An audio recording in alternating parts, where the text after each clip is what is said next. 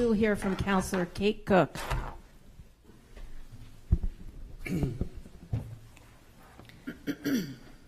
Good evening, everyone. Thank you for coming tonight, and thank you to the Citizens for Voter Education for hosting us this evening. I'm Kate Cook, and I'm a two-term city councilor. I'm running for my third term on the city council. I love government. I'm fascinated by government and how it works and making it right, making sure we get it right for the residents of Portsmouth, for our residents anywhere.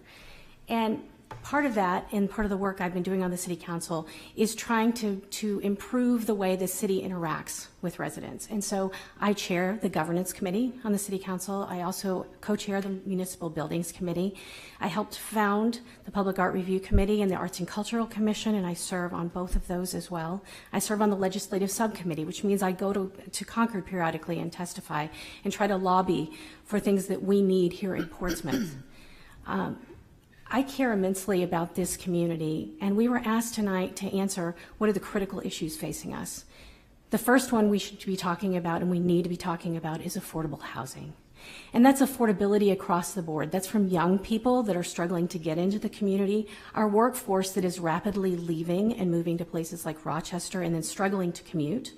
It's also our elderly residents that are struggling with their tax burden, and so they feel like they have to sell their homes.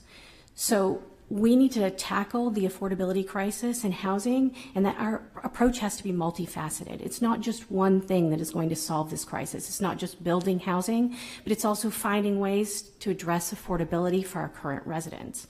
And so I'm very focused on affordability is the second thing that we have to look at very critically. That means keeping the tax burden in check. That's why I voted against the budget this year, because I believe that we have to keep the budget below the Social Security cost of living index every single year, because that makes it affordable for our elderly residents who are living on fixed incomes. So please, when you go out to vote, consider voting for me. I would really appreciate your support. Councillor Cook. Thank you for this question, and thank you, Councillor Blaylock, for addressing it. I have similar views on this. I think that we absolutely should listen to the voters first. If the voters approve social districts, at that stage it'll be up to a council to, I think, appoint a committee to look at best practices as far as social districts. That means we will have an opportunity for public input and suggestions about how we should proceed. When this came before the council, I asked lots of questions about it because it's not very well defined. It's coming from Concord without clear instructions about how we should proceed, and there are differences of opinion in Concord even about how we should proceed with social districts. So I think there's still a lot of work to be done on this, and I think that we have to do that with the residents in mind and with significant resident input, because I'm actually concerned about the distinctions between social districts and special event permits and not getting the two mixed up, because we could end up hurting nonprofits and organizations that have special events by saying that those are social districts. So I think we have to be really, really careful about implementation. Thank you. Next question also is going to Councillor Cook and Blaylock, and if I forget you, Rich, please let me know, okay? This is a more philosophical question. If you knew of a councillor running or if you knew of a candidate running involved in fraud, would you report them, encourage them to drop out? Oh, thank you so much for this question.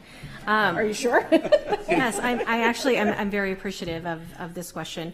As many of you know, when I joined the council 2 years ago, one of the first things I did was request that we establish a governance committee, and I chair that governance committee. And the first thing that we did on the governance committee was reform the ethics policies that we have in the city.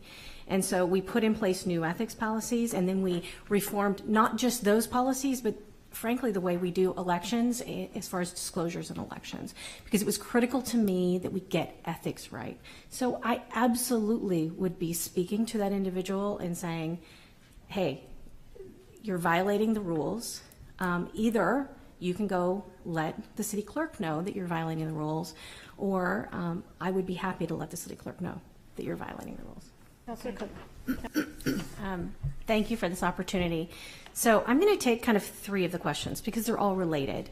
And there are questions that no one likes to address. Parking garage, bicycling, and how do we address Coast and the challenges Coast is having.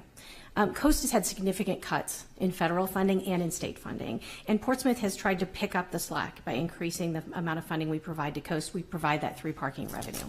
But ultimately, we're going to have to look at new ways to fund public transit. And public transit impacts not just the way we operate in town and downtown, but throughout the city and the region. It also impacts whether or not we need a new garage. It impacts full implementation of other multimodal transit options. So we need to be thinking about full implementation of our bike pedestrian plan. Plus, we need to be thinking about a transit loop. We need to be considering other options, satellite parking lots, anything that we can do to provide better transit options for residents, because that's an affordability issue, especially for residents who are struggling with their home costs. Thank you. Technical.